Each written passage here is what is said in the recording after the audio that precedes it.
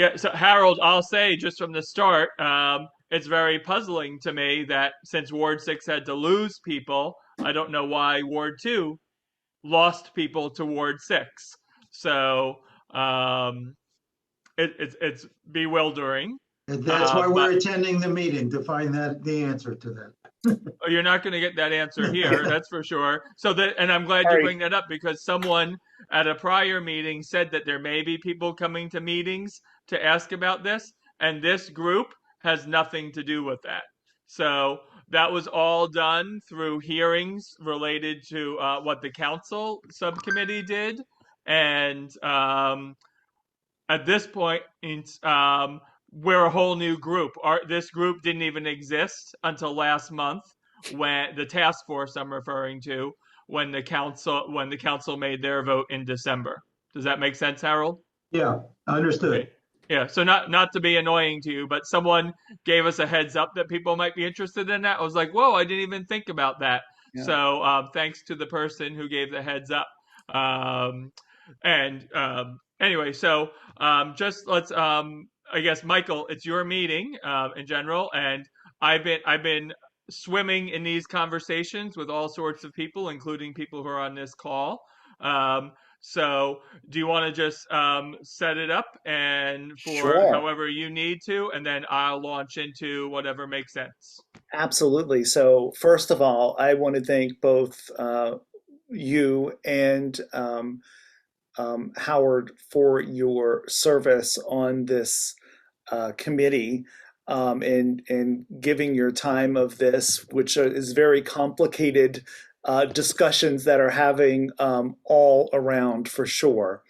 And I'd like to also just acknowledge Commissioner Miskey, who is in the room, who is departing 2C with Harold as they move toward Ward 6.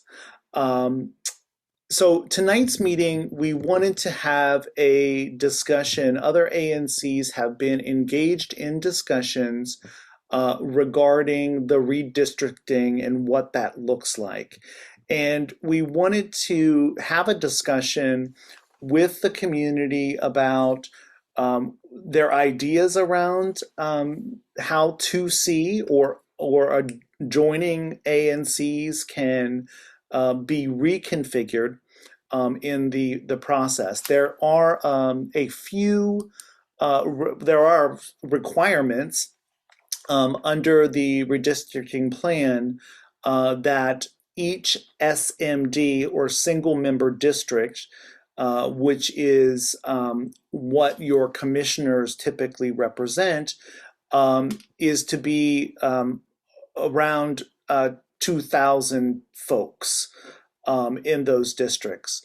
And I know that, as with the rest of the city, we've had tremendous growth that has occurred in all of our SMDs, which required a splitting of there will need to be some cutting up of the ANC to accommodate that growth. Can So I jump there, I wanted to Michael? just turn it over to you Yeah, let me to jump there jump. because I don't want you to have to dedicate too many brain cells to this part.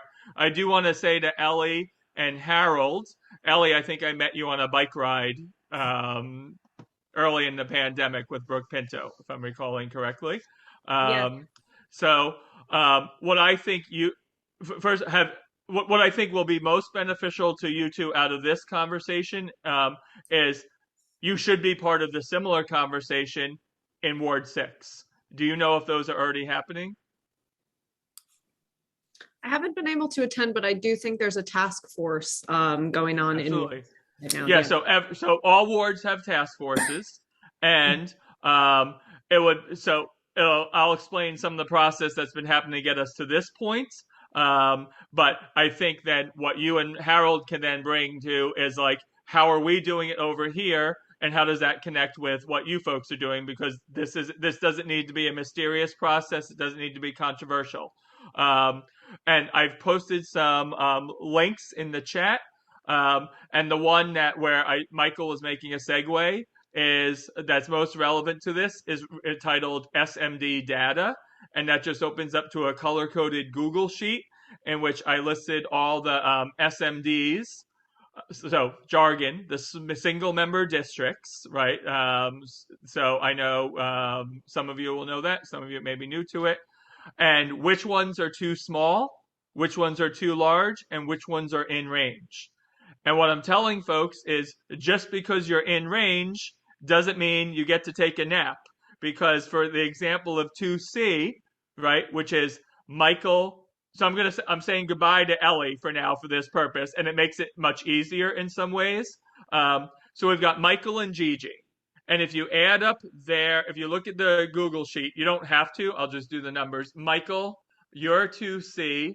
Let's go for right now, they have you listed as, let's say, 2,700 people. And then Gigi is about 1,900 people. So let's call that 2,000. All right, so you add up Michael's 2,700, Gigi's 2,000, and we're at 4,700.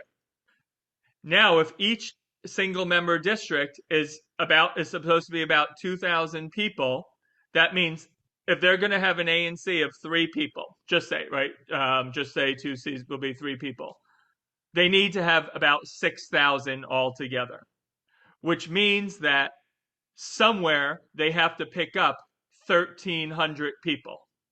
I hope I did the math right on that, right? Difference between 6,000 and 4,700, right? So where do we go adjacent to be able to make sure that they can still have the balance in the range? The flip side of that is, let's say they become a 2-member ANC, which is possible. Over in Sheridan, Colorado right now, there's a 2-member ANC. It's the smallest ANC in DC. Some ANCs have as many as 11 or 12 commissioners. Over in Ward 1, they have 2 of those very large ones. So let's say they decide, no, we just want to be 2 people. Michael and Gigi are the best things going around right now. That means they need to be at 4,000, and they need to get rid of 700 residents, right? And those 700 residents will either go north to an adjacent Shaw ANC or to Logan Circle. I can point, I've got my map here. They can go north to Logan Circle as well, 2F, or they can go to 2B, the DuPont ANC. And I see there are some task force members here from DuPont, and I'd like to just do some quick introductions, if that's okay, so that people know who's on this call. So I'll just introduce myself to everyone. Sorry for jumping. Yeah, I'm so excited about these numbers and these conversations at this point. I wasn't polite. So I'm Austin. I live at the intersection of 11th Street and Massachusetts Avenue.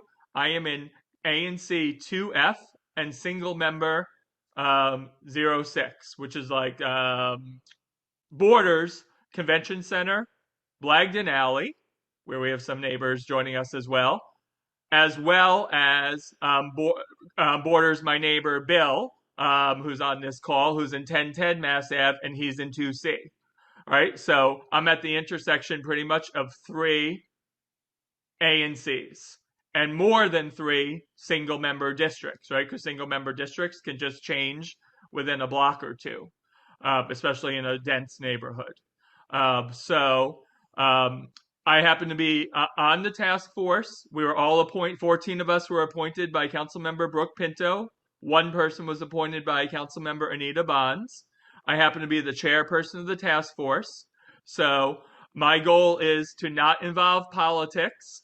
And as nice as Michael, Ellie, Gigi, and the other ANC commissioners are, it's not my role or other task force member roles to care about the individuals. We have to care about the process. And just trying to do what makes sense with the big picture view of the wards. And that's why we're engaging with commissioners and other stakeholders. Tomorrow night, we're going to have a town hall, which is going to be more formal than this, in which people are going to have 3 minutes to testify. And that's going to be for all of Ward 2. So for out of this call, we just want to have a sense of what makes sense for you folks. Do you get rid of 700 people, which is a terrible way to put it, right? To another ANC or other ANCs? Or do you pick up more than 1,000 people? Do you join forces and become part of another ANC, right? Like you can be with the Shaw ANC or the Logan ANC or the DuPont ANC. Um, those are the three that you're adjacent to, and it does have to be adjacent. There is a desire to be as compact as possible, right? So it doesn't really make sense for people from Penn Quarter to be going to meetings in Georgetown, right? It doesn't make sense. Um, so although in the remote era, that makes less, I guess, difference. But in terms of what we're interested in terms of what we're hearing about when we're at meetings. So I'd like to just pass it over to. I'll just call on the next person. I'll go by task force members. So Howard, since we're dealing with your neighborhood, let's go to you. Yeah, hi. So thank you, Austin, and thanks for the great job you're doing in heading up this effort. I live here in 2C01. I live in Chinatown at the foot of the Chinatown Friendship Arch at the Residency Gallery Place. I've been active in the community affairs here for since we moved into this building in 2014. And previously I was involved with the Logan Circle ANC when I lived at 1150 K Street Northwest. When the notice came out from Brick Pinto's office looking for volunteers to be part of this task force, it's hard for me to say no, as my wife will tell anyone that knows me. But I had the assumption that I would be like assigned as a sort of a neutral observer to something like the Georgetown ANC or the Sheridan Circle ANC or something like that. I had no idea that I would be plucked right here into my own ANC, which I'm delighted it turned out that way, because we're very unique. And I was not part of the fight that created this ANC. Certainly Michael was, and many others, Joanne Newhouse in particular, fought to get this created. And so I became very territorial because I know that this ANC is unique within Ward 2 and maybe in the rest of the city. We are a business-oriented office buildings, government buildings, monuments, you name it. We are not the typical ANC. So my job here is to try to get all these diverse voices together, make sure that we have enough people in our district to make it. I like to keep the 3 members. You know, what was that great saying? Go west, young man, go west. Well, now that's not politically correct, but I think the future of this ANC is to go west. If you've been following the downtown bid and what's happening in the rest of the country, the thrust now is to convert office buildings into residences. That's happening everywhere in the country. And there's some very prime properties just to the west of us and the Farragut Square area and Lafayette Square area that could be candidates. And as I was telling Michael, my former building at 1150 K Street with 110 units, clearly it was a mismatch when they were put with the Logan Circle ANC. Definitely, they have a lot in common with us. So I think it's something that we should entertain. So Austin, that's all I have to say. Thank you. Yeah, and I knew Howard has that view of 1150, and I walked past it yesterday, and I go and look at my map back here, which has the numbers of people that live in each block. And I'm like, all right, 2C just gained about 200 people or whatever the number is on that. And that's probably like not a controversial ad, right? They're pretty much an island. You're not separating them from other neighbors. That's kind of an easy way to pick up the 200 people who live there. And when we're going through this process, we're not supposed to split census blocks. That's very important. We're supposed to keep an eye towards not diluting protected classes, minority voters, right? So that's something we're paying attention to. Like in terms of some people may say, like, well, wouldn't it be great to have very diverse, multiracial single member districts? Well, it may sound great on paper, but we may be then diluting a voting population that might lack representation if we make it harder for someone from a certain cultural background to be successful. So those are just things we need to keep in mind. We volunteers are not experts on these topics. I'd like to then just pass it to Robert and Paul, since they're the other task force members who are part of this right now. How about you, Bob? You want to go first? Can you hear me? Perfect. Because I have my machine, as you found out, has very poor. You're I great. can't speak at it, so I'm using the cell phone here. You're great. Okay, I'm an observer from ANC2B, the DuPont Circle area, and there's been a lot of talk about making our ANC either 10 single member districts or reduce part of it. And the sensitivity analysis in our area, if you were to, it says in effect, if you go to the south of it, you have very few people below N Street, or rather M Street in our area, and we go from M all the way down to Pennsylvania. And the question would come up to another ANC, do you wish to pick up a lot of commercial area that has almost a void of people? There are only 190 people in that area. But whoever takes that area ends up with a hell of a burden dealing with development, ABC licenses, transportation, parking, the whole business. The same thing that downtown has. So that's been one of the issues in the DuPont Circle area.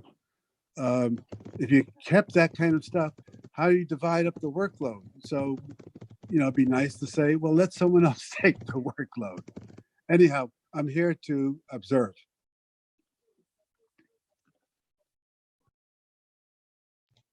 I live in the 1700 block of Corcoran Street, which is just a couple of blocks, which is between Q and R and 18th and 17th, just to give you an idea physically where I am. Great. Thank you, Bob. And I think Bob underscored some of the very important points here, as Howard's getting at, that these zones are probably the densest zones in the whole district for having businesses. So even though on this map where 2F, 2C, and 2B meet near McPherson, Lafayette Squares, there's not a lot of people, but there's a lot of businesses. So the ANC commissioners end up having responsibilities for addressing the issues related to those businesses. And it could be that an ANC commissioner may live quite a few blocks away from that area because of the way the maps are drawn. And that's the case, I think, in 2B right now. I think the commissioner lives close to DuPont, and that goes all the way down towards the White House, as Bob mentioned. Let's go over to Paul, the other task force member. Thank you. I live in North DuPont, which is right near 14th and U. And I've lived there since 1977 and watched the transition or the changes in the DuPont Circle neighborhood and our ANC, which has quite a reputation around the city. I'm basically watching the meetings of other ANCs on these matters to inform myself about the concerns and priorities in other parts of the city. During the pandemic, my partner and I every afternoon went for a long walk and posted the pictures on Facebook and did a little update. And so I have a reasonable idea of where you all live and what's in your area, but obviously you know your areas best. Our ANC decided that there would not be a meeting about the redistricting, I went and briefed them about the process and said, I'm available to observers, I'm available to ANC, to the commissioners should they want to express their views. But the commissioners decided that, frankly, there were sort of personal interests at stake, and that it would be, particularly given their very copious agendas, it would be not only difficult, but also probably inappropriate for the ANC to convene a meeting about this, given that there were very active civic organizations and indeed citizens in the district that were looking at this. The consultation has perhaps not been as open as it should have been in our ANC, but we have the unique problem that most of our existing ANCs are too big now. There are a few that are around the right size, and we're sort of caught in the middle of ANCs of areas that will probably need to either acquire or get rid of some of the blocks on their periphery, and it all sort of ends up in 2B, beyond the issue of the area to the south, which I think is of interest to the group this evening. And a lot of, for example, what happens in Shaw might impinge on Logan. What happens in Logan might go into 2B, or 2B might relinquish a little bit down your Logan circle in order to create an SMD that meets the targets that have been established by council. So we're sort of waiting to see what other groups have done. There are a couple of maps, but we're not having formal consultations. And I'm just here to see how your interests and priorities are this evening. Thank you. And I'll be very quiet. I'm not going to intervene. And our able chair and Howard will be able to speak to the issues down there because you all live in that area. Thanks. Great. Thank you, Paul. Brings up some issues around just process. So we thought we as a task force kind of understood that maybe Shaw was going to be the most complicated ANC to kind of put back together, because they used to be part of Ward 2, then Ward 6, and now coming back to 2.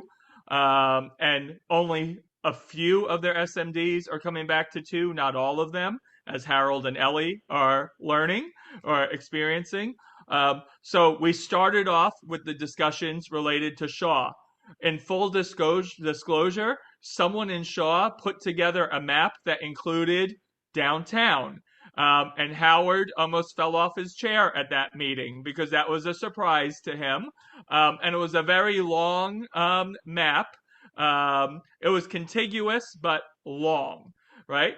Let's just say by the time we had our next meeting, that map was no longer being discussed, right? So what happened then is we had a similar conversation like this with the Shaw commissioners and some other people. That then empowered me to converse with my 2F commissioners, and now with the 2C commissioners, like what we're doing now. So we're starting east and spreading west, and it looks like Shaw feels pretty solid with a map of either 5 or 6 single-member districts. And I'm now going to pass it to Julie, Farah, and Robert, another Robert. If one of you or all three of you want to share anything around what brings you to this meeting. Well, I can speak quickly. I'm chair of the DC History Center in the middle of Carnegie Library in the middle of Mount Vernon Square. And I've seen a map where now we might become 2G03 from 2C01. And we are aligned with the convention center in that they manage the building and oversee as our so-called landlord. And so it just seemed to make sense for us to be in the same ANC as they are. And I've seen a map, I don't know if it's just one of the proposed maps, I don't even know who prepared it, that does have that 2G03 with us in that. So I don't know if that's... I can speak to that. Here's how that came to be. So right now, the convention center is part of Ward 2F. There's about more than 200 residents that live on the same block as the convention center, set by 7th and M. that are part of 6E, which is probably going to be called 2G. That's not official, but that's why you're hearing two different numbers there. Mhm. And then Mount Vernon Square with the Carnegie Library and 0 residents is in 2C, right now. So, Correct. so there's been some discussion around, does it make sense, first of all, to have all of the neighbors adjacent to the convention center as part of the same ANC? You see Farah nodding there. We see you, Farah, right? So does that make sense? And I could say, as someone who's attended 2F ANC meetings as just a volunteer or attendee for the past decade, the topics related to the convention center are rarely discussed at our ANC. And I'd be curious to know from the 2C folks, is that your experience as well? Like, is there a lot of discussion, or anyone here, is there a lot of discussion revolving around convention center and Carnegie Library as part of the 2C experience? The answer is no. There's not. I think there was a flurry of activity that occurred with the renovation of the center there, but not beyond that. Okay. Anyone else have any views on that? Now this kind of opens up, right? As anyone else who might want to say anything related to what makes sense in terms of neighborhoods adjacent to convention center, and anyone else who wants to do introductions. I don't want anyone to feel left out. I see Robert raised his hand. Hi there. Sorry I'm not on camera. I'm just in transit, so I do apologize. Yeah, so Robert, can you just tell people why you're called Banca on here? Oh, so we are the Blagden Alley Naylor Court Association. So we represent the blocks between 9th and 10th, between M and O streets. So the two last remaining historic alleys that are what was of emancipated slavery in the city of Washington, or in the District of Washington, D.C. So for us in our neighborhood, you know, and to your point, in terms of conversations with our ANC, based on just the historic alignment, we are a part of historic Shaw. And that has been a little bit, I would say, confused because we've been continuously lumped in with that of Logan Circle.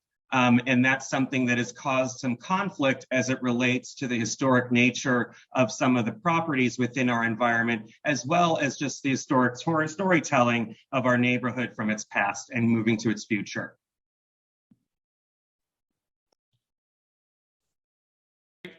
Thank you, Robert. Welcome. Thanks for joining us in transit. Farah and Julie, is there anything else you want to answer before we move on to others? Thanks, Austin. And I'm just in a learning mode, as you know. I saw a notice that there was a redistricting meeting. It happens once every 10 years, and I thought, well, this seems important. So I live in Blagden Alley, so I'm much like Robert, an alley dweller. I agree with a lot of the remarks from you, Howard, about sort of the unique, needing to keep in mind unique aspects of different neighborhoods, for sure. Also, Austin and Michael, you're right. I haven't seen a lot of discussion about the convention center at ANC meetings, but interestingly, we certainly feel it. So it's such a significant building, and very much connected to the Carnegie Library. So the experience of Blagden Alley and Naylor Court, which is also, we have tourists coming, which we love, you know, it's a tourist draw. So the impact that we feel, both positive and negative, is very much related to the activity with the convention center. And I assume it's similar on the other side of the convention center too. So, you know, it varies. The experience of the neighborhood is consistent, I think, when you look at it as Convention Center, Carnegie Library, Blagden Alley, and I think just the adjacent blocks. You know, some weeks it's lockdown and we're just crammed with people and security. Like when APEC has its convention, there's security on top. But then you have weeks where it's la-di-da and you can, you know, speed around. And that's changing, but nevertheless, That's why, I mean, I don't know enough to speak intelligently about, what should happen, but I do know that I think I want to just share my view on what I think is an important consideration for the redistricting task force to keep in mind. So I'll stop there. Thanks for letting me join this meeting. Oh, great. So thank you so much. And one other person who didn't get a chance to speak yet is Bill, who I know has been in the neighborhood for a long time. Bill Hilligeist, do you want to say anything? Austin, I'm literally here to observe and learn. That's right. Great. What I can say, so I met Bill More through, complicated than I thought. Let me say that. It's all right. I'll speak for you a little bit and you can tell me if I'm wrong. Right? So, Bill, my condo balcony faces Bill's balcony. And I was very surprised that we didn't go to the same meetings. Right? So, Bill and I met through community activism, but our ANCs are completely different. And that was a bit surprising to me. And that's going to happen to a bunch. He's in 2C and I'm in 2F. Right? Massachusetts Avenue separates us.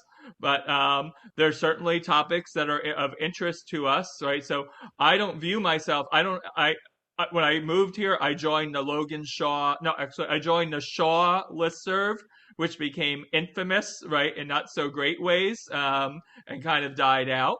And I did that because I saw the historic Shaw banners on the signposts around the neighborhood. But when my spouse and I leave our condo building, we either go down to the city center Chinatown area or towards the White House or towards DuPont Logan or through Shaw. We went through Blagden Alley twice, and I am definitely looking at the buildings in Blagden Alley, much more so with much different eyes because of these conversations, right? And trying to understand better what does the flavor of that neighborhood mean? Is it more downtown? Is it more Shaw? And our SMD 2F06 has a chance, I think, for a win-win opportunity. I don't really care what ward, what ANC, what SMD I'm in. What I care is that it's just going to be the best for the most people involved. By great coincidence, our commissioner has moved in the last few weeks. He now lives in outside of DC. The commissioner adjacent to us has also moved. And so I've been in touch with both of them. And they're aware that we're having these discussions, but there could be an opportunity for all or part of our SMD staying in 2F, switching to 6E, 2G, or what would happen if we became part of the 1,300 people that 2C needed to pick up, right? We're truly open-minded around these because I'd love to be in the same SMD as my buddy Bill across Mass Ave, right? Around downtown issues. So we're just open-minded around these processes and want feedback. So I think at this point, everyone's had a chance to introduce themselves, unless I'm missing someone who's not on the screen, who I don't see on the screen. I was going to speak quickly. I think Go ahead. Sure. Yeah, but I think we're just going to open it now. Okay, I was just going to quickly introduce myself. I think people mentioned I'm the commissioner for 2CO2. We're not going to be part of Ward 2 anymore, so I'm just kind of here to hear a little bit about what's going on. I am going to have to jump off pretty soon, actually, at 6:45. But if you wanted any input before I go, which also Michael could obviously talk about on the commissioner end of what it's like to have a 3-person commissioner, what commission, what we think it would look like for that to be either smaller or bigger. I'm happy to comment on that before I go, or via email or any other venue as well. Actually, it would be very helpful because at a meeting that I think the first task force meeting, I think Michael put in the chat, right, around being open to having, I think, balancing the workload among more commissioners. So it would be great to hear you how you feel that way, because there are obviously pros and cons to having more or less commissioners in an ANC. And just so everybody knows, our guidelines for this task force mean that we are expected to produce 2,000-member, single-member districts, but it doesn't matter how many ANCs we produce, right? So Ward 2 could have, for fun, let's say 32 ANCs, right? Or it could have 3 ANCs, right? That part doesn't matter as much as what are the guidelines that we're meeting for the SMDs. And Bob was quite eloquent. Bob Meehan was quite eloquent today on an email thread explaining why having a certain amount of commissioners might make sense. But Ellie, please go ahead. Yeah, I'll just quickly comment because Michael's been on a bit longer and he'll be on the call after I hang up, I assume. So I'll just quickly say I think more than 3 commissioners, not a ton. I can't imagine having something like 10. That feels like way too much.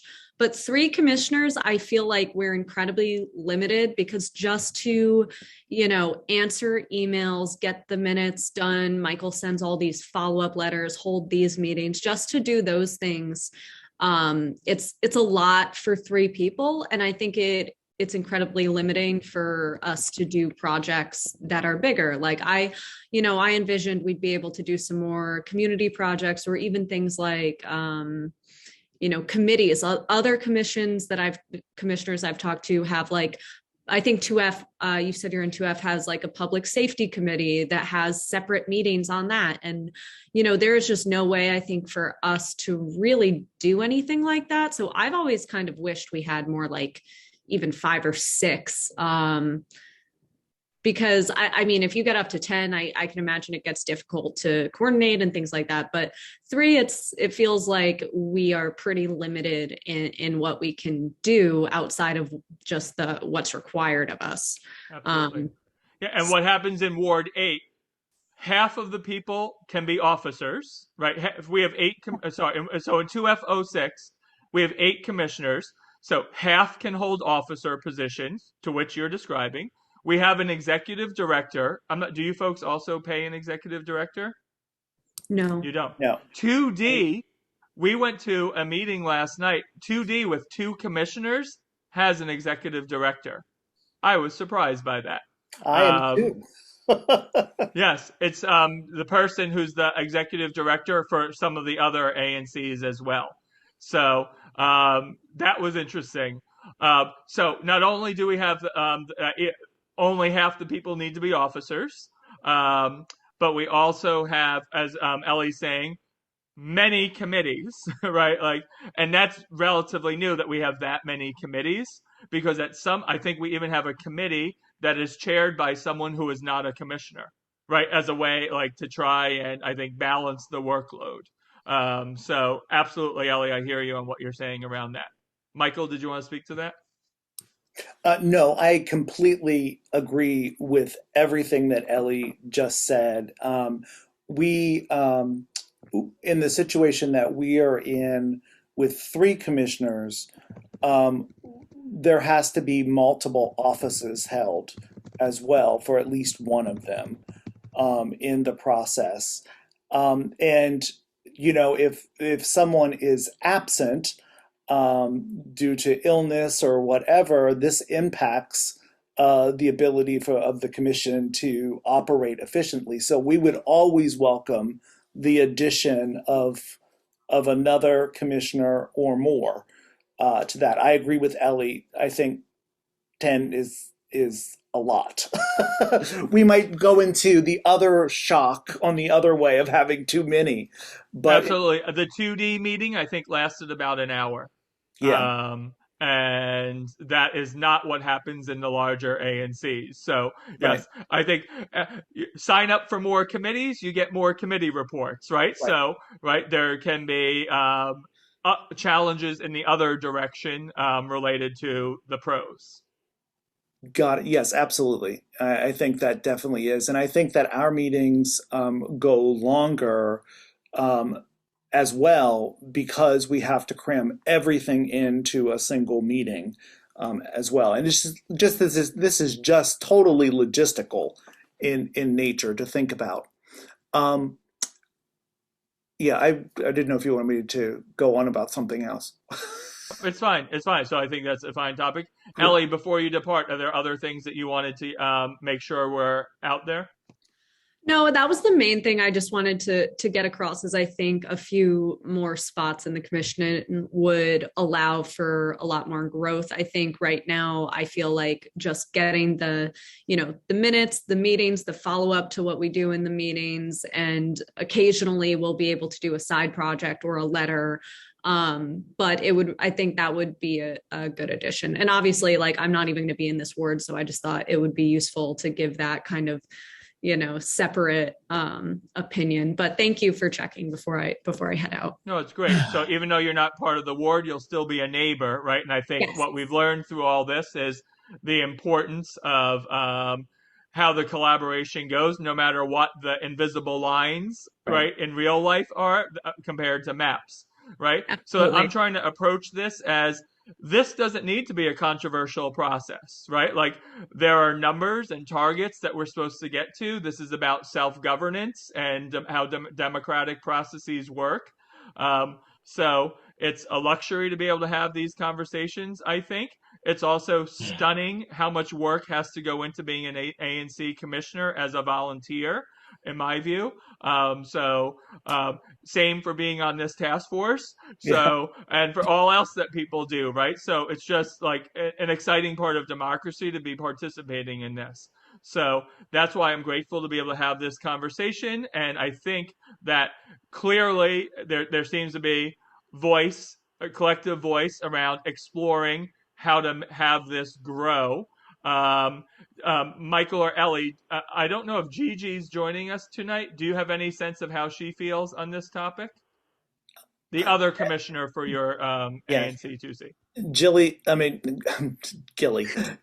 added our Gigi. names together, Gigi and Ellie. Gigi and Ellie. Gigi feels the same about needing additional support, but I think that would be very, very helpful in the process. So that's good to know. So let me just, and I don't want to keep interjecting, but so I had a conversation with the 2F chair today, and so I'm going to be part of their 2F meeting, just to like their formal meeting on March 2nd to just talk a little bit about redistricting. But then we're going to propose a meeting more like this for probably a week after. And it sounds like maybe to calendar it so that you're part of that as well, Michael and Gigi, anyone else who wants to as well. But if there's consensus to go in the direction of try and enlarge what the size of the ANC is, it means that you should be having these conversations with those folks. Howard already has, and Howard, maybe you can speak to a little bit. I believe you've met with Gretchen in 6E, correct? Yeah, I think it's very valuable to get a handle on what adjacent ANC commissioners are thinking. Sometimes we project on neighboring ANCs our issues, and sometimes they're just radically different. So I think it's Austin is right. It's a good thing to sort of peek in to see what they're doing. So, and when you're done, I have a question for you, Austin. I can ask the question now that I have. Go ahead. Go ahead. This is informal. Jump off quickly, but feel free to email me if you have any questions. Bye, everyone. Great. Thank you so much for so much. Bye. And that is, we're talking about census tract data. So we talk about the data. Are we talking about a voter, a registered voter? Are we talking about a citizen? Are we talking about a resident of the building, regardless of citizenship or voting status? Yeah. And also Residents. age. And also age. Yes, residents. So it could be someone, a newborn. Yep. It could be a 6-month-old, or it could be someone that's 96. Correct. Yep. So that's a good point. We're only based on the 2020 census data. So like as I walked around Shaw before this meeting, I was looking at the very, very big building that's going up diagonal to the Giant. It's going to have hundreds of people. So in the back of my mind, I'm thinking like, oh, don't make that too close to 2100 because they're going to need to grow that SMD. On the other hand, that's not how we're supposed to be thinking. We're supposed to just make it for these 10 years, what's between 1900 and 2100. But good point, Howard.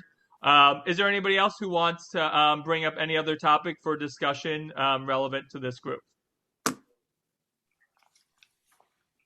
I had a couple clarifying questions I wanted to ask, but Yep. I'll wait for that. You can. You might as well. Go ahead. I'm curious, Bob, you said about the commercial area. Were you talking about that being in 2F08 area? I might have missed that. I was talking about the existing southern portion of 2B2, 2B. We have two single-member districts that have all the residents near the circle, and then they drop all the way down to Pennsylvania Avenue.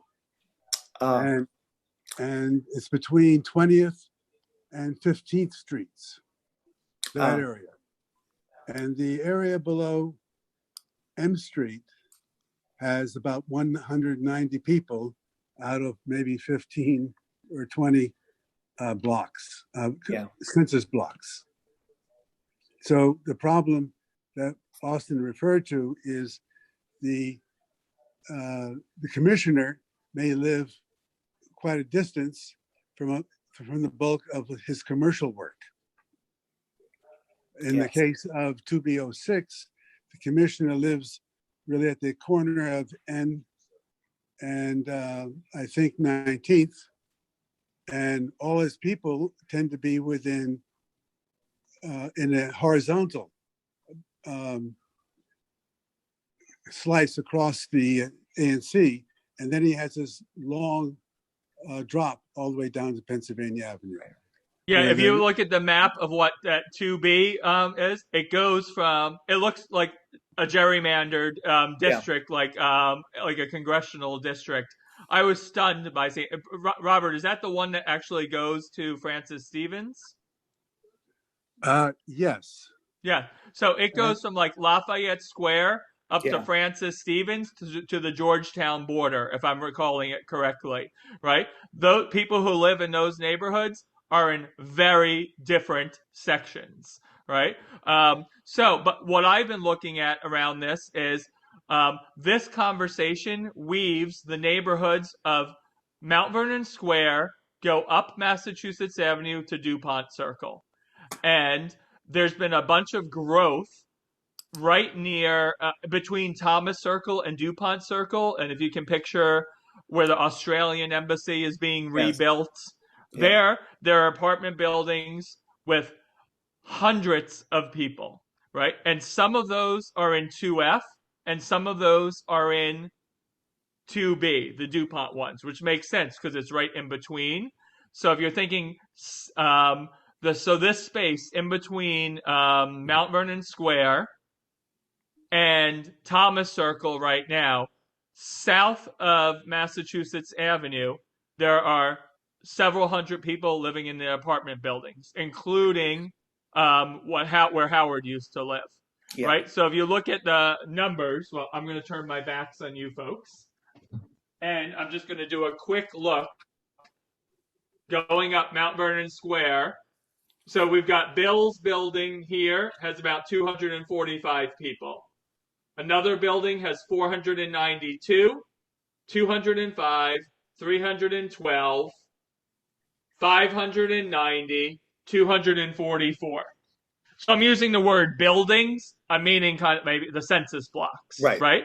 So just adding up those numbers south of Massachusetts Avenue, like a downtown vibe, I think gets your ANC to the third single member district. Right. And then the question would become, do you come across Massachusetts Avenue and like get our SMD 2F06 or some of the blocks that are adjacent to Massachusetts Avenue? And we don't know those answers, but I think what's going to happen is we're going to have this conversation we can have this conversation with the folks from 2F, right? And I really want to characterize this as these should be win-win conversations. These aren't like trying to harm people by taking away, like carving out pieces or to punish people. These are just ways to make sense so that it could be a win-win for ANCs.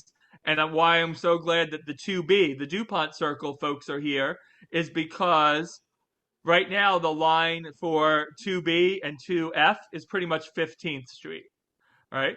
Or 16th Street, somewhere along there. Mhm. But it could be that those areas which have a lot of growth, there's a single member district in there, 2 single member districts that have 2,700 people each in them. So they need to shed 1,200 people between the 2 of them, right? Which could then carve out into forming yet another single member district, depending how they get configured, right? So that's why I say this becomes about the numbers in terms of trying to balance, right? And part of this is around equity issues, right? And I recognize fully that, as to what Bob and I think Paul and others were saying, that you could have very much a residential neighborhood like Blagden Alley has, that has a few businesses in them, and that becomes a big deal for the mostly residential neighborhood, right? Or you can be a building of high rises in which maybe the noise coming from the streets isn't that big of a deal because you're living in like what is maybe feels like more like an urban environment as opposed to the more residential sections of our zone. And so what we have is we have some neighborhoods that are almost suburban in their feel here in Ward 2, but they're adjacent to some of the densest commercial districts possible. Right. And how do we balance that in an equitable way? And I like Bob has put it to us before, is how are you going to get people to volunteer for these roles to be commissioners if the jobs aren't manageable? The volunteer roles aren't manageable. And that is something I think is very important to be keeping in mind for this work. Bob, am I paraphrasing you correctly? You're doing an excellent job. I want to raise one additional issue that deals with the 15th Street division. In the past, we had a no man's land on 15th Street because of the way the police districts were driven. So 15th Street, the way it's set up now, we're on the west side of 15th because people were not getting service when you had 2 police districts covering the area. When you have 2 police districts, you don't have any police coverage. Now, I don't know if the reorganization of the police department has changed that, but historically, that's one reason the line goes where it does down 15th Street, which because I think it went further over to 14th before Logan had a lot of growth, but then we ended up with police issues. So 15th became a police issue, and that needs to be revisited to make sure the police coverage nowadays would not be adversely affected by redistricting.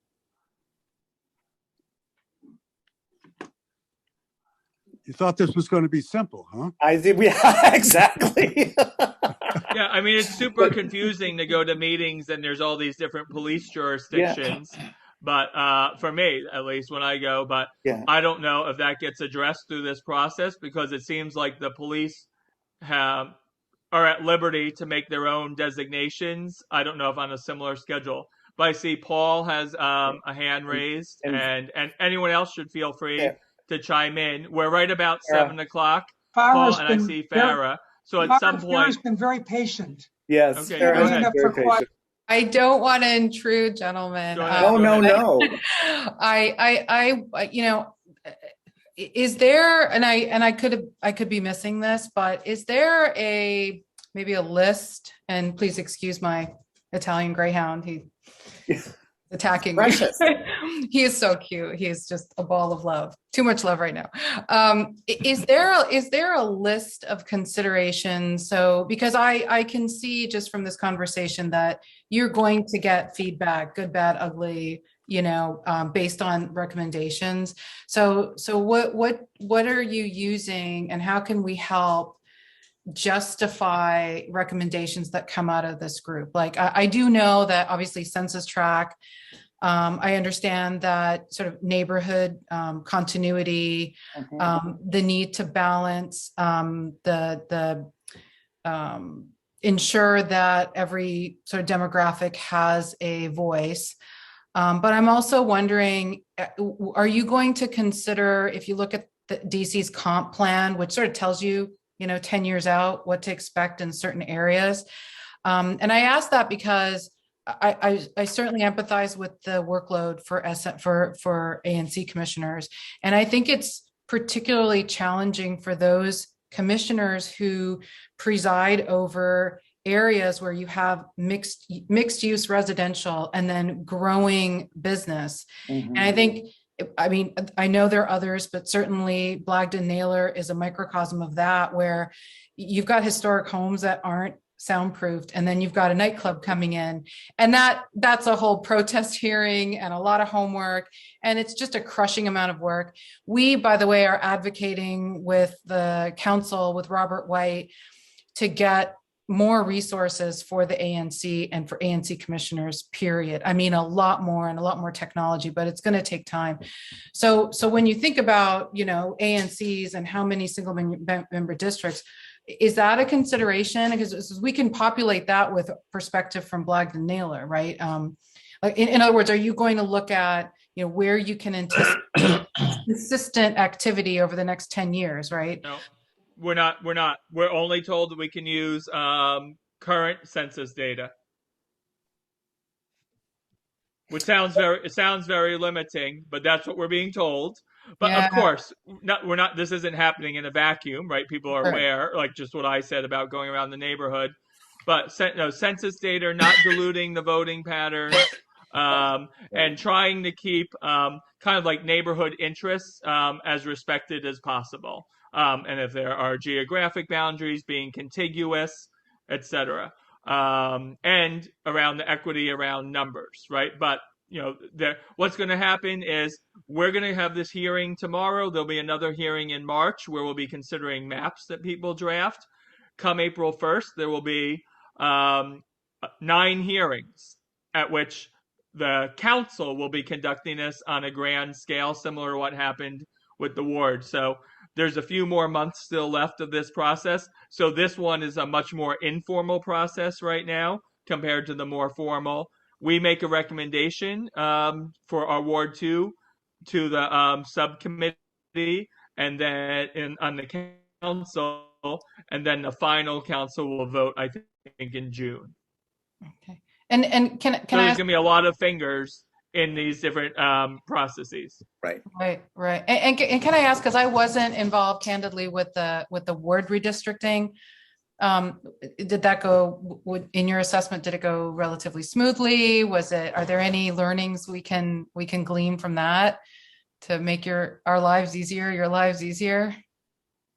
I see Michael smiling. I hope that's a good sign. No, I don't think it was. I think that, people are adverse to change for the most part. And those hearings were contentious. And the council members leading that, Alyssa Silverman, was a trooper in some of the comments they received.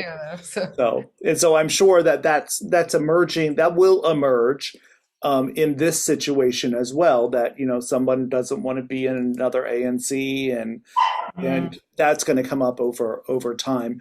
But I think the growth is an interesting perspective, and I know it cannot be utilized.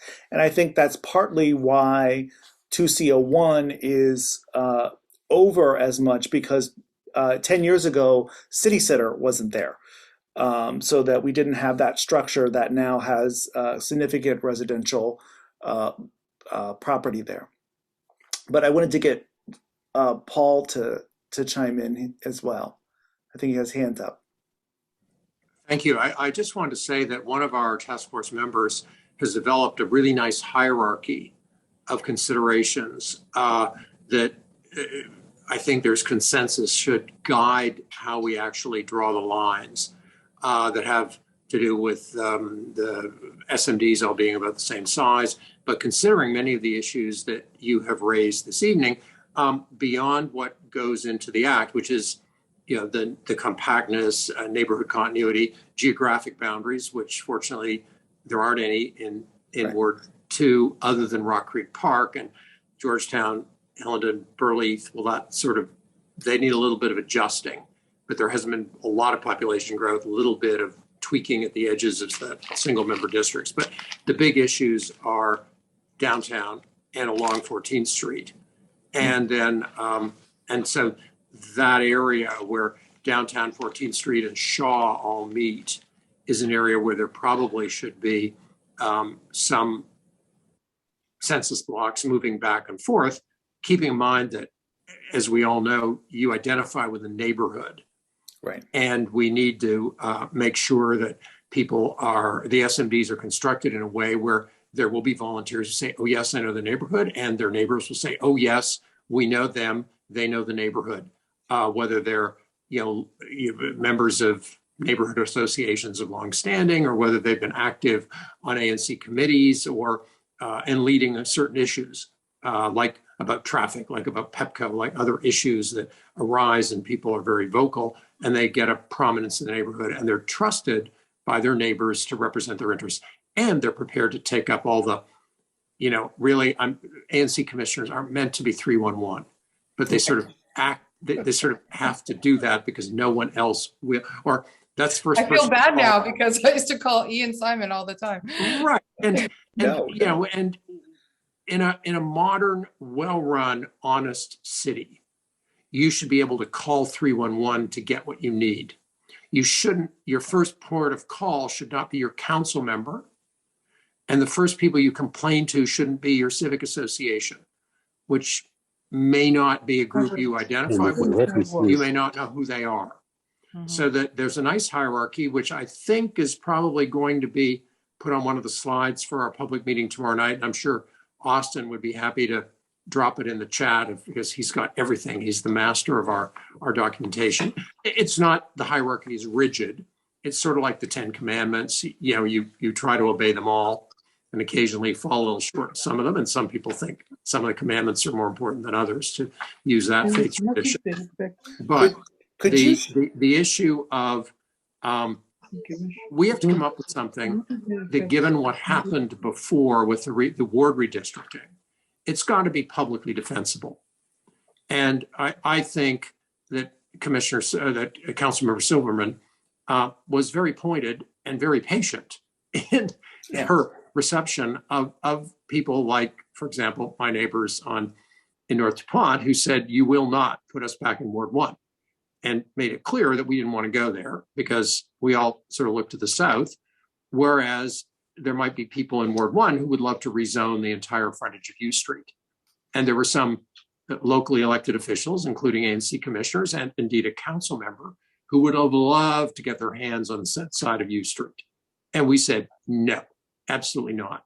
And that was just one area in Ward 2, but there were areas of other parts of the city that were contentious about growth, about continuity, where the wards had to, Ward 7 and 8 in particular, had not enjoyed the growth that the rest of the city had. To be fair to everybody, they had to have new territory, which maybe don't have the same interests. There is the Anacostia River in the way. That was a real dilemma for her and for the council. Yes. And I just will end by saying, I was not involved in what happened 10 years ago, or 20 years ago, or 30 years ago. But I have heard the stories of when Jack Evans chaired the redistricting committee 10 years ago. And the council, in my opinion, has deliberately chosen to not do it that way again. There's a lot more transparency involved in this. the council, the commissioner, so our council member Silverman's report, her committee's report about ward redistricting, I think was pretty clear on what we in the task force are supposed to do. And Austin, I don't know if I've reflected that correctly. That there's a few of my personal preferences in that, but again, I think it's important for our neighbors to know what we're sort of thinking and where the task force is going. Thanks. Thanks. Yeah, so thanks. I put the links in there. My view is pretty much we're all new to this, right? Who are on most of the task force is pretty new to these processes, and our council member made a choice to not put anyone who's currently an ANC commissioner on it, right? Where this isn't a way to like get rid of ANC commissioners or preserve ANC commissioners. It's around trying to do what's best for residents, since we're, in my view, because we're basing it on the residential populations. And then where are the intersections for businesses to have voices as well, for nonprofit organizations as well, right? So just trying to make it the city as livable as possible, I think, for all involved. I see Amir joined us he's over there. Amir, you welcome. I don't think anything we're saying is going to be brand new to you because your Banca neighbors are doing justice to the conversations. But if you want to introduce yourself, you're welcome to. Hi for a couple minutes. Hi, Aiden. Sorry, I have a partner in crime here. Hey. So he has to go to bed soon. So my name's Amir. I'm Farah's neighbor. We're on the same block. Again, just new to this. Speaking of the old Jack Evans thing, I don't know if I didn't get a chance to tell you this, but I heard some of the history of why we're even in Ward 2 had a lot to do with his former chief of staff who used to live 2 blocks up. So I think there was a lot of not necessarily logical decisions that were made, but so we're looking forward to kind of engaging in the process as in a more transparent way. And I'm glad to hear, Austin, that it sounds like it's going to be more resident forward, because I'm a little tired of not being represented as a resident. So I'll leave it there. Understood. So yeah, we're trying to be as transparent as possible. I think Bob, did you have your hand up? Hey, Bob, go ahead. I have 2 points. One is just an amusing one. Paul made a reference to calling 311, but back in the 70s, my wife wrote the book that became the basis of 311, and Safeway distributed for a while. It was based on, she was on a police pilot project here that Nixon had set up, and she found that all the questions went to the police department because we were under the congressional oversight then. We didn't have any elected, so there was nobody to call except the police. Susan wrote the book, and Marion Barry converted that to 311. The second point is 2D and 2E, the Georgetown area. One has to take into account that they each have maybe blocks of 3,000 or more. They're all students. Yeah. And you've got to make you have to decide whether having 3,000 students in one block is the same thing as having a whole lot of dispersed people, because the interests are quite different. Now, we've had Georgetown, or at least I know in Foggy Bottom, we've had student leaders. ANC2B chair has been a student leader. Nothing about that, but when you see the concentration because of dormitories, you have to take that into account as saying 1,900, 2,100 doesn't make sense when you're dealing with the concentration of dormitories. Yeah, and this also comes up because those issues are on the west side of our ward for right now. But as Farah pointed out, right, looking ahead, Johns Hopkins is moving from by DuPont down to Penn Quarter, right? And I don't know if the line for Ward 2 or Ward 6 goes right there by the old museum, but my guess is downtown is going to become more youthful in the years ahead, as Johns Hopkins builds out that campus. So while they would not be included in current numbers, 10 years from now, this conversation would be more relevant to that. And I think if you add Georgetown law students, Howard University students, right, those concentrations are not as obvious right now, but they may be going forward for our east side of the ward. So thank you for that, Robert. But you have to have dormitories. John Hopkins doesn't have dormitories in the city, but Howard, Georgetown, and GW do. And that makes a big difference, because if you have dormitories, you have a concentration. It's not just the fact they have a lot of students. They all get dispersed. The law school people are basically all dispersed. They're not in dormitories. So you don't know where they're going to be living. They're going to be living where they can afford it and where it's accessible. But where you have at least two. No, it makes sense. Yeah, areas, I think something really looking forward to, right? I spent many years in Boston where these topics were enormous topics, right? Whether you have dorms or not, once you start having concentrations of students, it does change the conversations, I think, as you're pointing to. Great. And just I just want to be respectful of time because it's about 7:15. I know. Yeah, I was going to say I know we're way over, but is Amir, Farah, the Blendon Alley folks, are you desiring to move into a 2C situation? Yeah, no, thanks for that question. And we also have Robert on the line. I'll just speak from my sense and the neighbors that I know. There's a desire for change. I think our situation, for a variety of reasons, and where we are now in 2F, it hasn't worked optimally. There's, I think, a high threshold for creative thinking. And really, at the end of the day, I don't get the sense that there's any agenda, so to speak. I think it's really like, let's do right by this community, by the history of the alleys. We certainly have a very strong tie with Carnegie Library because they hold their classes in Blagden Alley, right? So there's such a strong tie there, and the convention. So our thinking is, there's a lot within convention, Carnegie, Blagden, Naylor, just those three, as a unit. And so the desire that I feel, that I think is echoed here, is that stay together. Now, where it goes, whether it's 2G or, that I think it's premature for us to even opine on intelligently. But if you have suggestions or recommendations for us to kind of to consider, I know that we're going to have a meeting. Banca's going to have a meeting soon to just get alignment within our community. And if I can just add one more thing, I've lived in this area since 2002.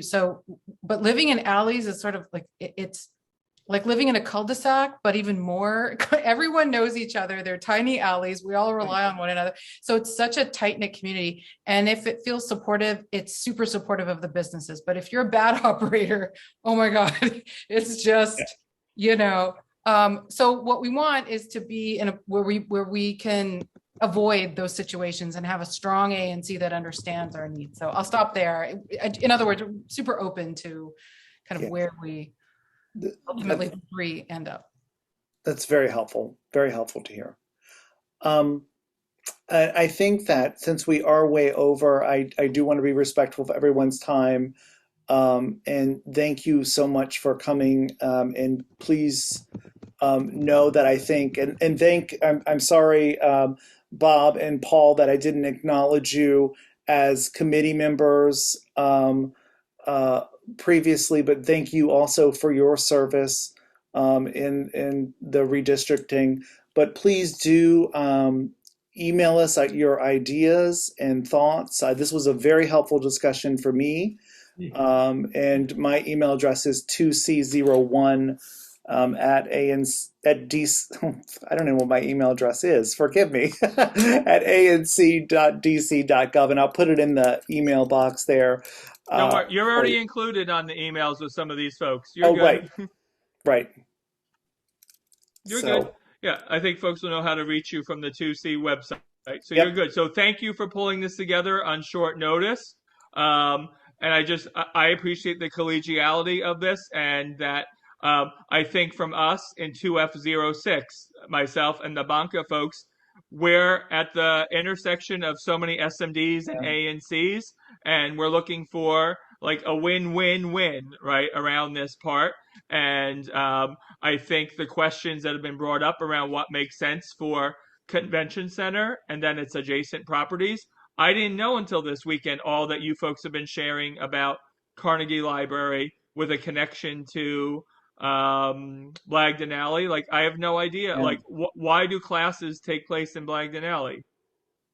And where would they even take place? In the alley, actually, and they do graphic design. So they come here for inspiration. They talk about the history, and then Wow. Apple. It's Apple, actually. I should say it's Apple that does the classes. So yeah. Great. So I think I want to be clear. You folks have been educating us, and I think this is what we task force members, how we learn about this, and with the commissioners, because then we can advocate as appropriate for what makes sense in a way that that would not be obvious, so that whichever SMD/ANC would get this can maybe benefit in a way that makes sense. Awesome. All right. Thank Anyone you else all have so anything to very say much. before we say farewell? I appreciate you all, and let's continue this conversation. All right, great. Thank you. Good night, everyone. Thank you, everyone. Excellent meeting. Thank you. Thank you. Thank you, Michael. Thank you, Austin. Thank you, everyone. Talk to you soon. Okay, bye-bye.